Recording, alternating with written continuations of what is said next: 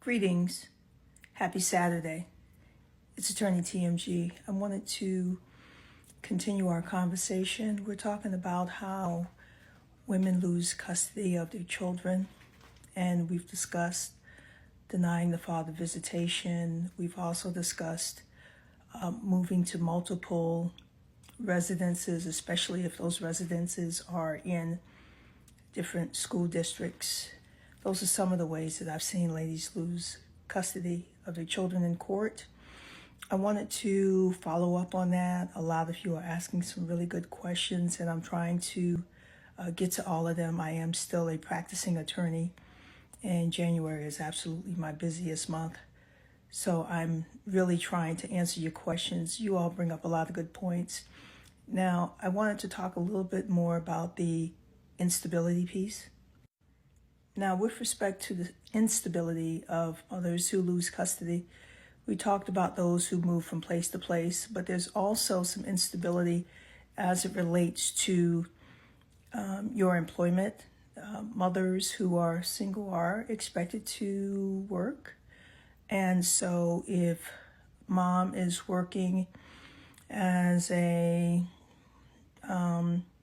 greeter at the Ritz-Carlton one week, and she is a server at another place 2 months later, and then she's trying to be a paraprofessional in the classroom and then ends up selling cars. Judges look at that kind of instability as well. I'm not talking about a lateral move, but just various different aspects of employment and then periods of unemployment. Basically, any kind of instability for mom is a problem. But here's something I bet you didn't know about. Let's say that mom is not unstable, and instead mom has a wonderful job, but her job may require her to travel maybe 2 weeks out the month, or mom may work a job where she has like a night differential, and she loves it. She loves to pay, but she's oftentimes at work overnight, especially during the school nights. And let's say dad is a principal, and he works basically school hours. Nothing's wrong with mom. She's not unfit. If she's unable to adjust her work schedule and dad has that stable schedule and he wants custody, he may win. So we need to talk about that a little bit and how to get around that. I've had quite a few cases like that. Here's how they turned out.